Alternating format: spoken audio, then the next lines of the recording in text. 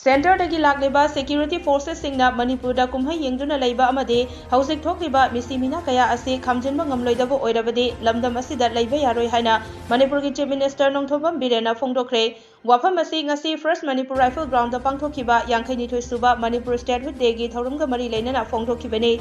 CM na makhatana hai Manipur na lising mga jamapan humbudra nithoida statehood fangkiba si taraina fangkiba nate haukiba chahi kharadagi lamdam asina chawkhatpa afaba state amagi masak oiba ngamlaklibani adubo me ahumdagi haukiba irang asina chawkhat thaurangi thabakta athingba akaiba kaya mayokna hali lamdam asi thugaina bokhanarakpa miyoi amadi miyoi kanglup khudingmak state government na thengnagani Togliba irang asi khatnaba hanabana solution purakpa ngamloi lamdam asi thugaina bokhonariba khulai paiba sing thengnanaba state forces amadi paramilitary force lairi micham prajada khut thaduna micham singi thawai manghaliba asi pangdabagi thawongni sarkarna condemn tawi amadi state asida lairiba central force singna irang asi khamjinbagi mahut yengduna lairaga lamdam asigi micham prajagi punsi kanba ngamloidabu oirabade lamdam asida Leiba Yaroi haiki Manipur gi hujigwarba matam sida mateng pangna balakpa natragana kari lerge na hangabadu adu morko waro matam sida mayai da fammaga natragana kanda tongaga insil laga kumari yengbadu they are not friend the state police and the paramilitary forces central forces in the makoida attack tona ba makoiga khulai ba machine tona ba mahutta sumna singchan ba chachaba sumna water supply the ising ghar pinam gi leijaba ichang chamjaba singda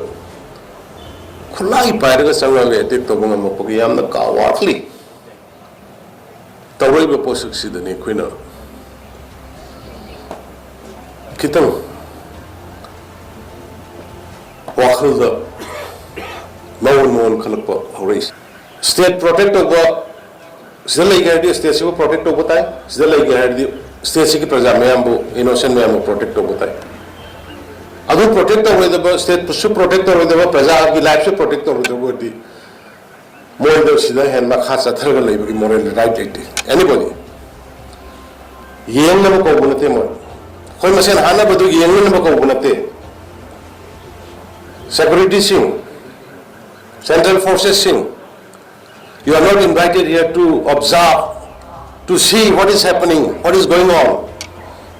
You invited here to protect the state integrity. You invited here to protect the life and the property of the innocent people. Not to watch. ये मेरा देख रहने के लिए तुम लोग को नहीं बुलाया हम होंगे. You are invited to save the life and the property of the people of the state. We are Indians. क्या समझता है? क्या खेलता है? एक आदमी का जिंदगी बहुत कीमत है. हम वो खेल में फंसने वाला हम नहीं है. We will take our own decision. अमतो ने लेमिन नरकांदा स्टेट सीधा थुबो मतमदा फत्तबा मियाम सिंदगी कल लगे कोई शांति पुरंग ने बहुत मिलसी है वो हमने थमजर का